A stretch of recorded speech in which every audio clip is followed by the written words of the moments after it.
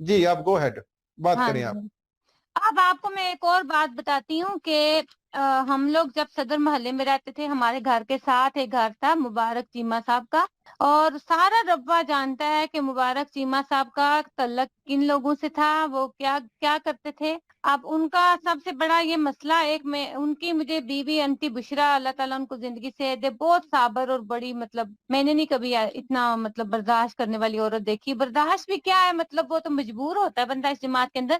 انہوں نے مجھے خود بتایا، اگر وہ سن رہی ہوں تو اللہ کرے کہ ان کو ہمت آئے، کم از کم اپنے لیے نہیں تو اپنی بیٹی کے لیے تو بولیں آج، کہ ان کے باپ کو مبارک چیمہ صاحب نے قتل کیا، داماد نے۔ اس کے بعد مبارک چیمے نے اپنی بہن اور اس کے خاوند کو قتل کیا، جنہوں نے اپنی مرضی سے شادی کر لی تھی، بہن اس کی نے، اور وہ حصہ لینے آئی تھی مبارک چیمے سے زمین کا، اور انہوں نے ان کو اندر ہی۔ میں معافی چاہتا ہوں، مبارک چیمے کی بہن اور بہنوئی اس کے گھر میں اپنی زمین کا حصہ لینے آئے، تو جی، مبارک چیمے نے ان دونوں کو اپنے گھر کے اندر قتل کر دیا۔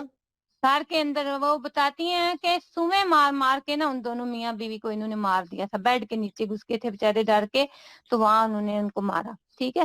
اس کے بعد مبارک چیمے نے اپنی دو صبح وہ بیٹیاں۔ ہوتا ہے، بعض لوگ شاید وہ میں تھوڑا سا ایکسپلین کروں، مجھے بھی ایکسپلین، اس میرا کو خیال ہے اردو میں سریا کچھ ہوتا ہے، سریا۔ آپ یوں کہہ لیں کہ خنجر کی طرح کا ایک ہتھیار ہوتا ہے جس کے ساتھ نوکدار، تو وہ سوئے مار مار کے اس مبارک چیمے نے ربوہ کے اندر اپنی بہن اور بھائی کو، اپنے بہنوئی کو اس لیے قتل کر دیا کہ وہ زمین کا حصہ مانگنے آئے تھے۔ جی جی، اور یہ واقعات جو ہے نا صدر محلے میں ہوئے، وہاں پہ جہاں پہ حضور مرزا سو کولڈ جو یہ خلیفہ ہیں، ان کا محلہ ہے، اور ان کو اس مطلب اپنے اڑوس پڑوس کا، اپنے نیبرہڈ کا اتنا پتہ ہے، یہ اس محلے کی باتیں، ان ان کے دو اپنے ان محلے کی۔ وہ جو دو قتل ہوئے ان کا انجام کیا ہوا؟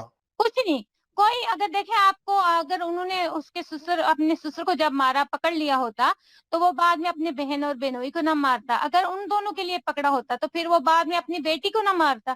اس کی بیٹی بھی مسنگ ہے، اس کی دو بیٹیاں جو ہیں، ایک نام عشرت ہے، ایک چھوٹی فاخرہ ہے سب سے، اور بڑی دو بیٹیاں تھیں عشرت اور دوسری کا نام مجھے ذہن میں نہیں ابھی آ رہا۔ وہ ان دونوں کو دے کے اس نے اپنی بہو لائی تھی، ساجدہ اس کا نام تھا۔ اب وہ جب بڑی والی جو بیٹی تھی بیچاری، وہ تنگ ہوئی سسرال میں، اس کا خاوند بھی اس کا ساتھ نہیں دیتا تھا، گھر والے مارتے پیٹتے تھے، تو وہ واپس آ گئی۔ واپس آئی تو اپنے باپ کو بتایا، باپ نے اس کی طلاق لے کے اس کی شادی کسی بڈھے بندے کے ساتھ کرا کے اس سے پیسے لے کے جیب میں ڈالے، اور چل جی شادی ہو گئی اس کی۔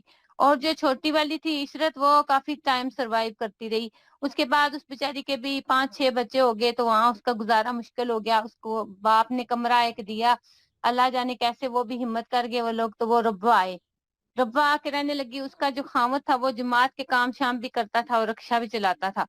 اب وہ ربوہ آ کے نا تو کبھی کسی لڑکی کے چکر میں، کبھی کدھر کبھی کدھر، ادھر ادھر منہ مارنے لگا، تو اس کی وہ بیوی وہ کی حالت وہ رکشے والا آوارہ ہو گیا وہاں پہ آ کے۔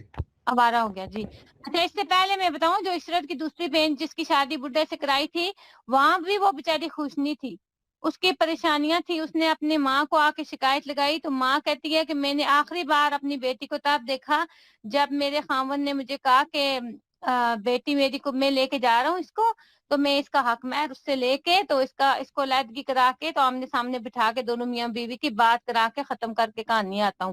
اس کے بعد کہتی ہے آج تک مجھے میری بیٹی کا نہیں پتا۔ وہ مبارک چیمہ جس نے اپنے بہن بہنوئی کو قتل کیا، اپنے ایک اور کو قتل کیا، اور پھر اپنی بیٹی کو یہ کہہ کے گھر سے لے گیا کہ میں اس کی صلح کرواتا ہوں، وہ بیٹی غائب ہے۔ غائب ہے۔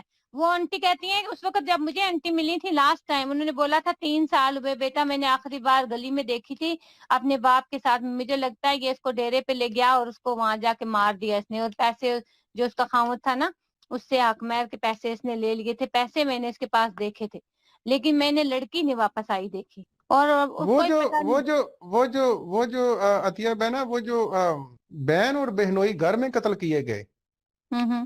وہ قتل ہوتے ہوئے مبارک چیمے کی بیوی نے دیکھا تھا؟ ہاں جی، انہوں نے مجھے خود بتایا تھا کہ ہم سب گھر میں تھے، لیکن میری کچھ نہیں چلتی۔ میں نے کہا آنٹی آپ نے یہ زندگی گزاری ہے، آپ اتنا کیسے سروائیو کر رہی ہیں؟ تو کہنے لگی پتر ایس دنیا سے صبر کریدا ہے، की पता अगले जान सानू कुछ मिल जाए। मैंने कहा अगले जान की मिलना ਤੁਹਾਨੂੰ ਇਸ ਦੁਨੀਆ ਤੇ ਆਵਾਜ਼ ਨਹੀਂ ਕੱਢਣੀ ਆਈ ਤੇ ਅਗਲੇ ਜਾਨ ਮਰ ਕੇ ਤੁਸੀਂ ਬੋਲੋਗੇ ਜਾ ਕੇ ਅੱਗੇ ਕਿ ਤੁਹਾਡੇ ਨਾਲ ਕੀ ਹੋਣ ਡਿਆ। ਇੱਥੇ ਤੇ वो ਤੁਸੀਂ ਦੱਸ ਨਹੀਂ ਸਕਦੇ। अतिया बहना, वो जो लड़की मिसिंग है, जी, कितने साल से मिसिंग है? वो लड़की भी तकरीबन जब मैं कराची से आई थी ना सदर महल्ले, आपको मैंने अपने प्रोग्राम में बताया था, उस टाइम के तकरीबन 2-3 साल के बाद मिसिंग हुई थी। यानी कि अभी उसको भी 12-13 साल से तो ज्यादा ही हो गए। 12-13 साल पहले उसकी माँ ने आखिरी बार अपनी बेटी को देखा। हम्म उसने मुझे उसके बाद आप अब इन लोगों को बोलें कि बराए मेहरबानी जाएं और जाके पता करें उसके घर, क्या इस नाम का बंदा है यहाँ पे, और क्या ये सारे वाकयात वहाँ पे रूनुमा यहाँ हुए। पे यहाँ पे मैं एक अर्ज करूं, मैं तमाम सुनने वाले जो मुसलमान बहन भाई हैं जिनके अंदर कुछ भी खौफ खुदा है, जाएं ढूंढें उनको, लोगों की आवाजें बंद ना करें। उनकी एक आवाज लाशें बंद होगी ढूंढें, तो 10 और उठेंगी। आप उनकी इनकी लाशें ढूंढें, खुदा के लिए ढूंढें, खुदा के लिए। वो जो खून है वो कहाँ उनकी लाशें दबाई गई हैं। जो ओहदेदार सुन रहे हैं, कोई पुलिस का बंदा सुन रहा है जिसके अंदर कुछ भी अपने बच्चों के लिए रहम है, वो उन लाशों को ढूंढो। नंबर 1। नंबर 2, यहाँ पे मैं एक और बात अतिया बहना माजरत के साथ सभी के सामने बयान करूं, वो जो कातिल हैं उसके अंदर तमाम वो लोग भी शामिल हैं जिन्होंने चंदा दे के इस कुफर को मजबूत किया, बेशक बेशक हम सब गुनहगार हैं। जिन्होंने हर वो इस बंदा जिसने $1 भी दिया इन कत्लों के अंदर वो शामिल है। अगर वो वहां पे ये जो ओहदेदार हैं जिनको इन कादियानी सियालकोटी बदनसीबों ने चंदा दे दे के सांप बनाया हुआ है, अगर ये ओहदेदार ना होते तो पुलिस कम अज कम उन कत्लों की अपनी इन्वेस्टिगेशन कार्रवाई करती। करती, हाँ जी अपनी कार्रवाई करती। जी, आप अभी अपनी भी बात ये जारी है रखें। कि अभी भी ये है कि आप लोग जाएं और मजलूम की आवाज बने, इससे पहले कि आप लोगों को भी मारा जाए। मुझे भी बहुत सारे फोन आ रहे हैं मुख्तलिफ मतलब नंबरों यहाँ पे। पे अतिया बहना, मैं माफी चाहता हूँ, यहाँ पे एक और बात बयान करूं। आमर मनीर साहब को पिछला प्रोग्राम करने के बाद मुसलसल ये कल्ट धमकियां दे रहा है, मुसलसल। अल्लाह पाक उनके लिए भी दुआ करें, अल्लाह पाक उनको बचाए इस कल्ट से। जी, अल्लाह ताला अपनी हिफाजत में रखे। बात यह है कि मरना जीना तो ये अल्लाह के इख्तियार में है, लेकिन हक की आवाज बुलंद करते मर जाए ना इंसान तो कोई ऐसी बात नहीं। अल्लाह ताला कभी नहीं, आपको पता है ना कि एक इंसान का कत्ल पूरी इंसानियत का कत्ल है किसी बेगुनाह का, और जो बिल्कुल जो सही। कत्ल करते हैं तो मुजरम वो है, बताने वाले मुजरम नहीं है। तो ये अतिया बहना, मुबारक आप कहाँ जी, होते? सॉरी टू इंटरप्ट, ये मुबारक चीमा साहब होते कहाँ हैं? ये जो रब्बा में सदर मोहल्ले में। ये आज भी रहते हैं वहाँ? हाँ जी आज भी वहीं पे हैं। ये बड़ा बदबख्त आदमी है ये, और बड़े उसी तरह ये तो फिर वहाँ का उल्टा हो गया ना। अतिया बहना, मुबारक चीमा साहब आपके इल्म के मुताबिक ओहदेदार हैं? मुझे सही से याद नहीं है, लेकिन काफी इनका असर रसूख है जमात में, सब कुछ है जिसकी वजह से उन्हें देखे ना अभी तक किसी ने कुछ कहा है उनको। जी अतिया बहना, आप कंटिन्यू रखें, आपने कुछ और तो बात फिर करनी हो। उनकी छोटी बेटी थी जो इशरत, वो बेचारी अपने 6 बच्चे लेके जब रब्बा आई, वहां पे उसके मसाइल थे बहुत ज्यादा, और उसने बहुत दफा जमात वालों को एप्लीकेशन दी। एक थी आंटी बुशरा, उनके घर के बिल्कुल सामने रहती थी, वो बहरीन में होती हैं, तो वो फिर बेचारी अपने 6 बच्चों के साथ वहां थी रहती, तो उसका बहुत मतलब हालात उसके खराब थे। तो उसने मुझे बताया था, खुद कह रही थी कि अगर हम यकीन करो गली में किसी का बच्चा भी शरारत करता है तो मार मेरे बच्चों को पड़ती है। और उसके हालात ये थे कि सिर्फ एक कमरा था, उसी में उसने पकाना है, उसी में उन 6 बच्चों के साथ सोना है, उसी में खाना है, उसी में उन सबको पढ़ाना है। तो वो बेचारी बहुत ज्यादा परेशान रहती थी। तो मैंने बोला कि आप परेशान ना हो, आप जमात वालों को दरखास्त दो, बोलो इनको कोई आपकी हेल्प करेंगे। तो वो रो पड़ी, उसने बोला मैंने बहुत दफा दरखास्तें दी है बाजी, नतिया यहाँ पे कोई नहीं सुनता। मुझसे थोड़ी बड़ी थी वो, उसने बोला कोई नहीं सुनता इधर। समझ आई ना, मैं अब इतनी तंग हूँ ना। बहुत दफा उसने ये बोला कि मैं मेरा दिल करता है मैं खुदकशी कर लूं। तो मैंने कहा ऐसे नहीं सोचते, अल्लाह की जात से कभी मायूस नहीं होते। तो बहरहाल क्योंकि हमने वो मोहल्ला चेंज किया था, फिर बहुत कम मुलाकात होती होती थी। तो फिर एक दिन हमने अचानक सुना कि वो इशरत ने अपने बच्चों के साथ खुदकशी कर ली है। तो जब हम लोग गए उसके घर तो पता इशरत ने लगा। इशरत ने अपने 6 बच्चों के साथ खुदकशी कर ली? जी, तो फिर पता चला कि उसके 5 या 6 बच्चे थे उस टाइम। एक बच्चा जो प्रेग्नेंट थी वो, उसको पैदा होने वाला था, उस बच्चे के साथ वो मर गई, और बाकी बच्चों को फैसलाबाद अस्पताल में मुंतकिल किया।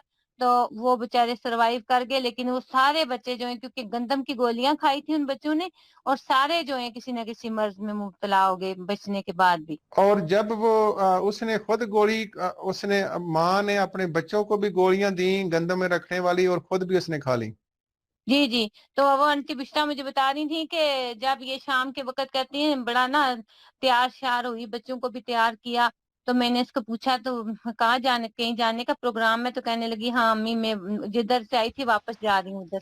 तो मैंने बोला कि क्या नाम है, मैंने कहती है मैं सोचा शायद पिंड चली है वापस, ते मैं क्या मेरी धी तू समान नहीं कोई लेके जाना?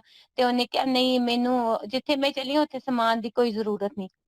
तो कह रही है कि सारे बच्चों को उसने नहलाया, अच्छे कपड़े पहनाए, ऐसे तैयार किया करके, फिर उनको सारे बच्चे राजी थे वो ज़ाहिर खाने में। उन बच्चों का इंटरव्यू बाद में देखा, उन्होंने बोला कि हम सारू ने मम्मा ने हमें बताया था और हम लोग इतने तंग थे कि हमने मम्मा का साथ दिया, हम मरना चाहते थे।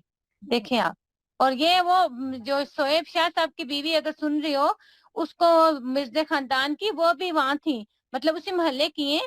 ये तो जो कुछ दिन के बाद अतिया बहना जो ये कादियानी मलंगनियों ने दे के चंदा जो कसरे खिलाफत और बड़े बड़े महल बनाए हुए हैं, हाँ ऐसे खलीफों के नजर नहीं आती। माफी चाहता हूँ एक मिनट, ऐसे गद्दी नशीनों के जिनको कुरान नहीं पढ़ना आता, जो अपनी सगी बेटियों से जिना करते हैं, वो महलों में रहते हैं। उस महल से वो कितनी दूर थी?